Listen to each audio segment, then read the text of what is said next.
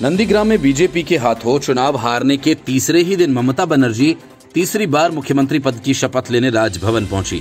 उन्होंने मुख्यमंत्री के पद की शपथ भी ली, लेकिन मुख्यमंत्री बनने की ममता बनर्जी की खुशी को राज्यपाल जगदीप धनखड़ ने काफूर कर दिया। ममता के शपथ लेने के तुरंत बाद राज्यपाल जगदीप धनखड़ से उनकी ठन गई। असल में राज्यपाल ने ममता बनर्जी को बंगाल में जारी हिंसा को लेकर अपनी चिंता व्यक्त कर दी, जिससे ममता बनर्जी चिढ़ गईं। पश्चिम बंगाल के विधानसभा चुनाव में जीत दर्ज करने के बाद बुधवार को ममता बनर्जी ने एक बार फिर मुख्यमंत्री पद की शपथ ली। राजभवन में हुए कार्यक्रम में ममता बनर्जी ने लगातार तीसरी बार मुख्यमंत्री पद की शपथ ली, लेकिन शपथ लेने के बाद राजभवन में एक बार फिर से तल्ख तेवर दिखे। जहां ममता बनर्जी ने सरकार बनने के बाद कोविड को पहली प्राथमिकता बताया, तो वहीं बगल में खड़े राज्यपाल जगदीप धनखड़ ने हिंसा को लेकर चिंता व्यक्त की। इसके बाद ममता ने राज्यपाल पर पलटकर जवाब दिया और ऐसा कम ही देखने को मिलता है कि राज्यपाल और मुख्यमंत्री शपथ ग्रहण के तुरंत बाद इस तरह के वाद विवाद में फंस गए हों। असल में शपथ लेने के बाद ममता बनर्जी ने कहा कि हमारी पहली प्राथमिकता कोरोना संकट को काबू में करने की है। इस मामले पर ममता ने एक बैठक भी बुलाई है। ममता बनर्जी ने कहा कि दूसरा बड़ा मसला है कि वह सभी राजनीतिक दलों से अपील करती हैं कि वे शांति बनाए रखें। ममता बनर्जी ने कहा कि पश्चिम बंगाल को अशांति पसंद नहीं है, सभी संयम रखें और हिंसा न करें। आज से हमारी सरकार कानून व्यवस्था को अपने हाथ में ले रही है, ऐसे में शांति को लागू करना उनकी प्राथमिकताओं में शामिल है। जो लोग हिंसा फैलाने में शामिल हैं, उन पर कड़ा एक्शन लिया जाएगा। राज्यपाल जगदीप धनखड़ ने ममता बनर्जी को तीसरी बार मुख्यमंत्री बनने पर बधाई भी दी। उन्होंने कहा कि उन्हें उम्मीद है कि सरकार संविधान और कानून के हिसाब से चलेगी। भारत एक शानदार लोकतंत्र है, जहां सरकार कानून के हिसाब से चलती है। हम इस वक्त संकट से जूझ रहे हैं। मुझे रिपोर्ट्स मिल रही हैं कि लोग बंगाल को लेकर चिंतित हैं। मैंने मुख्यमंत्री को भी इस बारे में अवगत कराया। चुनाव के बाद जो हिंसा शुरू हुई है, वह लोकतंत्र के लिए खतरा है। राज्यपाल ने ये कहते हुए कि मुझे पूरी उम्मीद है कि मुख्यमंत्री तुरंत ही राज्य में कानून का राज लागू करेंगी। मुख्य रूप से महिलाओं और बच्चों को जो नुकसान हुआ है, उनकी मदद की जाएगी। मैं नई सरकार से उम्मीद करता हूं कि वह संघीय ढांचे का सम्मान करेंगी और राज्य के लिए काम करेंगी। राज्यपाल जगदीप धनखड़ ने कहा कि मुख्यमंत्री मेरी छोटी बहन ममता बनर्जी इस पर एक्शन लेंगी, क्योंकि लगातार तीसरी बार मुख्यमंत्री बनना आसान नहीं होता। मुझे उम्मीद है कि आप नए तरीके से शासन करेंगी। अक्सर ऐसा होता है कि राज्यपाल जो राज्य में सबसे बड़े संवैधानिक पद पर हैं, उनके कुछ बोलने के बाद कोई संबोधन नहीं होता, लेकिन ममता बनर्जी ने राज्यपाल द्वारा दी गई नसीहतों का तुरंत ही जवाब दे दिया। ममता बनर्जी ने माइक थामते हुए कहा कि मैंने आज ही शपथ ली है। 3 महीने से राज्य की पूरी सरकार चुनाव आयोग के हाथ में है। चुनाव आयोग ने इस दौरान कई अफसरों का तबादला किया, नियुक्ति भी की, जिन्होंने कोई काम नहीं किया। ऐसे में अब वो कमान संभाल रही हैं और लोगों से शांति बनाए रखने की अपील करती हैं। ये पहली बार नहीं है जब ममता बनर्जी और जगदीप धनखड़ में जुबानी जंग हुई हो। पिछले कार्यकाल में भी कई बार ऐसा मौका आया कि जब मुख्यमंत्री और राज्यपाल आमने सामने हुए हैं। बंगाल में चुनाव के बाद से हिंसा का माहौल है। Report, news of India. हमारे लिए ऐसा कुछ दांव पर नहीं था, हम अपने अस्तित्व के लिए लड़ रहे थे।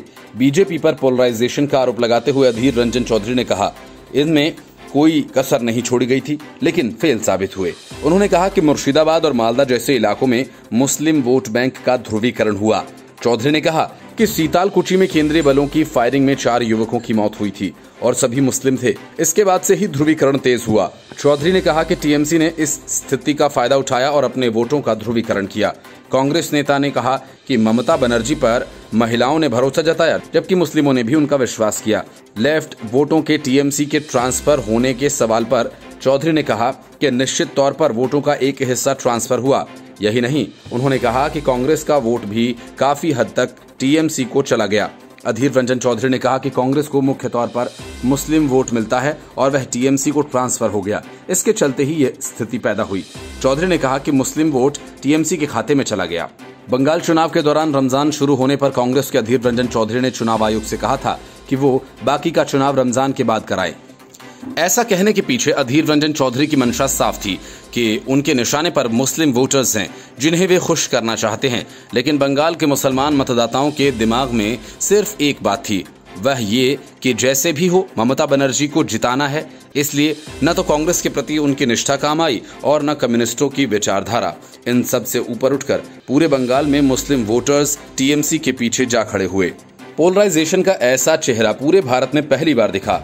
नतीजा ये हुआ कि बंगाल से कांग्रेस और कम्युनिस्टों का सफाया हो गया। 2016 में 44 सीटें जीतकर दूसरे नंबर की पार्टी बनी कांग्रेस एक भी सीट नहीं जीत सकी, तो उसके प्रदेश अध्यक्ष और लगातार लोकसभा की सीट जीतने वाले अधीर रंजन चौधरी का भरोसा भी डोल गया। उन्हें लगने लगा कि अब वे फिर कभी चुनाव नहीं जीत पाएंगे। पश्चिम बंगाल के चुनाव में भले ही बीजेपी को उम्मीदों के मुताबिक सफलता न मिली हो, लेकिन सबसे बड़ा झटका कांग्रेस को लगा। कांग्रेस की इसी दुर्गति को लेकर पार्टी लीडर अधीर रंजन चौधरी का कहना है कि मुस्लिम वोट टीएमसी के खाते में चले गए। इसके अलावा लेफ्ट ने भी अपना वोट टीएमसी को ट्रांसफर कराया। इसके चलते ही कांग्रेस इतना पिछड़ गई। अधीर रंजन चौधरी ने कहा कि टीएमसी सत्ता को बचाना चाहती थी, लेकिन बीजेपी पावर हासिल करना चाहती थी और हिंदू वोट बीजेपी के खाते में चला गया। हमारे लिए कुछ भी नहीं बचा था। लेफ्ट और इंडियन सेक्युलर फ्रंट के साथ गठबंधन में चुनाव लड़ने के बाद भी राज्य में कांग्रेस को एक भी सीट नहीं मिली है। Report news of India. तमाम कोशिशों के बावजूद बंगाल में बीजेपी कार्यकर्ताओं के खिलाफ हिंसा का दौर जारी है। टीएमसी के उपद्रवी बीजेपी वर्कर्स के उत्पीड़न में लगे हैं। टीएमसी के इस हिंसक खेल से बचने के लिए सैकड़ों कार्यकर्ता बंगाल छोड़कर पड़ोसी राज्य असम भाग गए हैं। असम के मंत्री और बीजेपी नेता हेमंत बिश्व शर्मा ने इस बात की जानकारी दी और कहा कि ये एक दुखद घटनाक्रम में 300 से 400 बंगाल के बीजेपी कार्यकर्ता और उनके परिवार के सदस्यों ने अत्याचार और हिंसा का सामना करने के बाद असम में धुबरी पार किया। हम उन्हें आश्रय और भोजन दे रहे हैं। उन्होंने ममता बनर्जी को आड़े हाथों लेते हुए कहा कि दीदी को लोकतंत्र के इस कुरूप नृत्य को रोकना होगा। बंगाल बेहतर का हकदार है। 2 मई 2021 को तृणमूल कांग्रेस ने राज्य में बहुमत लेकर दोबारा सत्ता में वापसी की। वहीं बीजेपी ने 77 सीटें जीती, लेकिन ममता बनर्जी खुद बीजेपी के शुभेंदु अधिकारी से चुनाव हार गईं। टीएमसी इस बात से बौखलाई हुई है और बीजेपी कार्यकर्ताओं पर कहर बनकर टूट रही है। ममता बनर्जी की हार उन्हें पच नहीं रही, इसलिए उसका बदला वे हिंसा के सहारे लेना चाहते हैं। हत्या, हिंसा, आगजनी का आरोप टीएमसी के गुंडों पर लगा है। अभिजीत सरकार नामक एक बीजेपी कार्यकर्ता ने टीएमसी के गुंडों की हरकतों के बारे में बताया। उसके कुछ ही देर बाद उनकी हत्या कर दी गई। अभिजीत सरकार ने फेसबुक लाइव के माध्यम से अपनी बात रखी थी। उन्हें पता भी नहीं था कि फेसबुक पर लाइव कैसे आते हैं, लेकिन उन्होंने किसी तरह से वीडियो बनाया और बताया कि टीएमसी के गुंडे लगातार बमबारी कर रहे थे और उन्होंने उनके घर और दफ्तर को तहस नहस कर डाला। उन्होंने कहा कि उनकी एक ही गलती थी कि वे बीजेपी के कार्यकर्ता हैं। हालांकि ऐसी घटनाओं के बावजूद तृणमूल कांग्रेस की जीत का कई लोगों ने महिमा मंडन किया। Retired lieutenant general HS. Panag और बॉलीवुड अभिनेत्री गुल पनाग के पिता ने टीएमसी की जीत पर लिखा कि एक तिरस्कृत महिला का गुस्सा नरक के प्रकोप जैसा होता है। इसको लेकर सोशल मीडिया पर नेटिजन्स ने उन्हें जमकर लताड़ा। पश्चिम बंगाल में हुई हिंसा के मद्देनजर बीजेपी राष्ट्रीय अध्यक्ष जगत प्रकाश नड्डा ने कोलकाता पहुंचकर तृणमूल कांग्रेस को चेतावनी देते हुए कहा कि वह लोकतांत्रिक लड़ाई के लिए पूरी तरह से तैयार हैं। नड्डा ने कहा कि हम इस विचारधारा की लड़ाई और टीएमसी की गतिविधियों, जो कि असहिष्णुता से भरी है, उसके खिलाफ लड़ने को प्रतिबद्ध हैं। हम लोकतांत्रिक तरीके से लड़ने को तैयार हैं। मैं अब 24 दक्षिण परगना जाऊंगा और चुनाव परिणाम आने के कुछ ही घंटे बाद मारे गए पार्टी कार्यकर्ताओं के घरों का दौरा करूंगा। विश्व हिंदू परिषद ने पश्चिम बंगाल में बीजेपी कार्यकर्ताओं के खिलाफ हिंसा की निंदा करते हुए राज्य सरकार से तत्काल कार्रवाई की मांग की। संगठन द्वारा जारी बयान में विश्व हिंदू परिषद ने कहा कि राजनीतिक मतभेदों के बहाने राज्य में हिंसा, आगजनी और बर्बरता की घटनाओं ने न केवल देश को शर्मसार किया है, बल्कि लोकतांत्रिक मर्यादाओं को भी तार तार किया है। राज्य में मतगणना के दौरान प्रारंभ हुए अनेक प्रकार के अनवरत हमलों पर अपनी चिंता व्यक्त करते हुए विश्व हिंदू परिषद के केंद्रीय महामंत्री मिलिंद परांडे ने कहा कि बंगाल में हिंदू समाज भयाक्रांत है और जिनके पास राज्य की कानून व्यवस्था की जिम्मेदारी है, वे अपनी आंखें मूंदे बैठे हैं।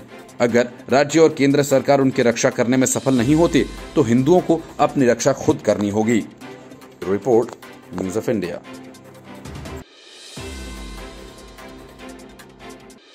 ऐसे मौके कम ही आए हैं जब पार्टी जीते और सीएम ही चुनाव हार जाएं। चुनाव हार कर सीएम बनने वाले कई हैं, लेकिन उनमें से कई वैसे भी हैं जो बिना चुनाव जीते सीएम तो बन गए, लेकिन फिर चुनाव हार गए। ममता बनर्जी के चुनाव हारकर सीएम बनने के बाद इस बात की चर्चा जोरों पर है कि कहीं ममता बनर्जी दूसरी शिबू सोरेन न बन जाए और या फिर उनकी किस्मत में त्रिभुवन नारायण जैसा हास्य लिखा हो। पश्चिम बंगाल विधानसभा चुनाव में इस बार ऐसा ही हुआ। खैर, नंदीग्राम में शुभेंदु अधिकारी से पटखनी खाने के बावजूद ममता बनर्जी ने पश्चिम बंगाल के मुख्यमंत्री पद की शपथ ली, तो उसके बाद चर्चा इस बात की होने लगी कि अगली बार ममता बनर्जी कहां से चुनाव लड़ेंगी। क्या वे लौटकर भवानीपुर जाएंगी या फिर राहुल गांधी की तरह वायनाड जैसा कोई मुस्लिम बाहुल्य सुरक्षित सीट तलाशेंगी। जिस भवानीपुर को छोड़कर ममता बनर्जी नंदीग्राम गई थी, उस भवानीपुर से टीएमसी के शाबनदेव चट्टोपाध्याय चुनाव जीते हैं और ममता बनर्जी के एक इशारे पर इस्तीफा भी दे देंगे। ममता बनर्जी को 6 महीने के अंदर चुनाव जीतकर सदन का सदस्य बनना होगा। संविधान में इस बात का प्रावधान है। हार के बाद भी कोई नेता मुख्यमंत्री पद की शपथ ले सकता है। उसके पास चुनाव लड़कर सदन की सदस्यता हासिल करने के लिए विधायक बनने के लिए 6 माह का समय रहता है। इसी कानून की धारा में व्यवस्था दी गई है, राज्यपाल ही मुख्यमंत्री पद की शपथ दिलाएंगे और इसके बाद मुख्यमंत्री अपने मंत्रियों का चयन करेंगे, फिर उनका शपथ ग्रहण होगा। देश में इस तरह का ये पहला मामला नहीं है। इससे पहले 1971 में एक केस सुप्रीम कोर्ट पहुंचा था और उस समय उत्तर प्रदेश में त्रिभुवन नारायण सिंह को मुख्यमंत्री पद की शपथ दिलाई गई थी। उस समय तक त्रिभुवन नारायण सिंह विधानसभा सदस्य नहीं थे। कांग्रेस ने तय किया था कि उनके लिए उपचुनाव करवाया जाएगा और जीत कर वे विधानसभा आ जाएंगे। इस बीच त्रिभुवन नारायण सिंह के शपथ ग्रहण के खिलाफ इलाहाबाद हाईकोर्ट में याचिका दायर हुई, जिसे खारिज कर दिया गया। तब हाईकोर्ट ने बताया कि संविधान के आर्टिकल 164 के अनुसार कोई भी शख्स 6 माह तक विधानसभा का सदस्य बने बगैर मुख्यमंत्री या मंत्री बन सकता है। मामला सुप्रीम कोर्ट और फिर संवैधानिक बेंच के पास गया और वहां भी हाई कोर्ट का फैसला बरकरार रहा। बाद में त्रिभुवन नारायण सिंह के लिए उपचुनाव हुए, बड़े बड़े नेताओं का समर्थन मिला, लेकिन तभी इंदिरा ने अपनी ओर से रामकृष्ण द्विवेदी को उनके सामने प्रत्याशी के तौर पर उतार दिया और अंततः मुख्यमंत्री पद की शपथ ले चुके व्यक्ति को हारना पड़ा।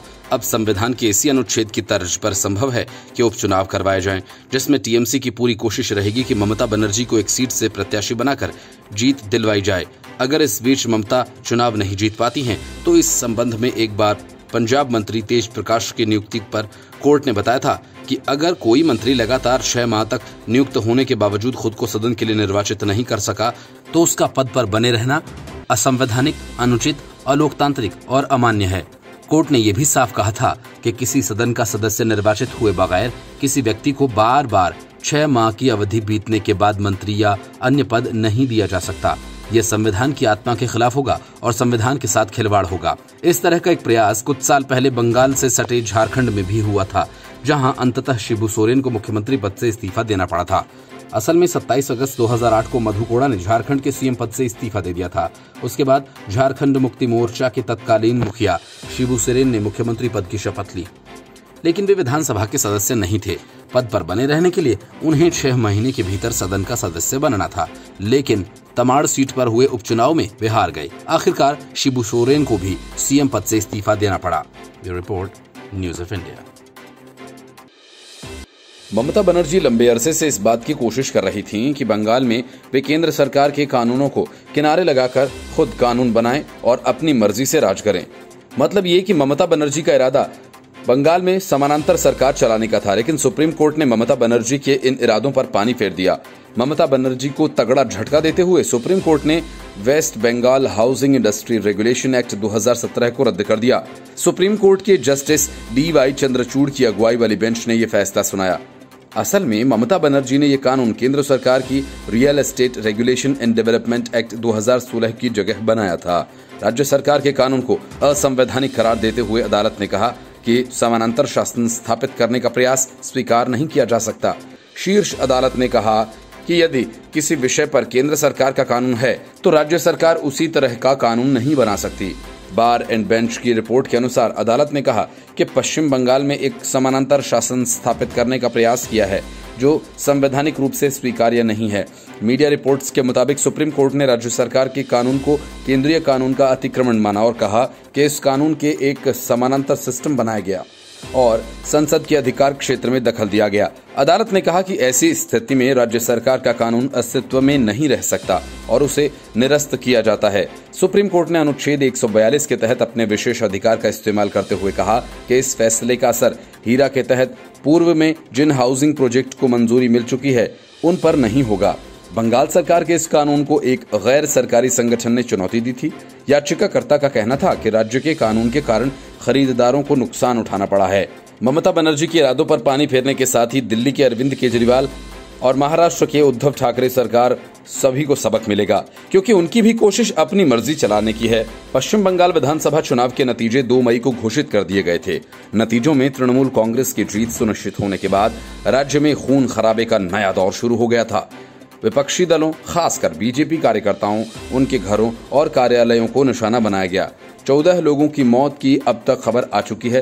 राजनीतिक हिंसा को लेकर गैर सरकारी संगठन इंडिक कलेक्टिव ट्रस्ट ने सुप्रीम कोर्ट का दरवाजा खटखटाया। ट्रस्ट ने अपनी याचिका में कहा कि राज्य में संवैधानिक मशीनरी ध्वस्त हो गई है, लिहाजा संविधान के अनुच्छेद 356 के तहत राज्य में राष्ट्रपति शासन लगाया जाए। Bureau report, news of India.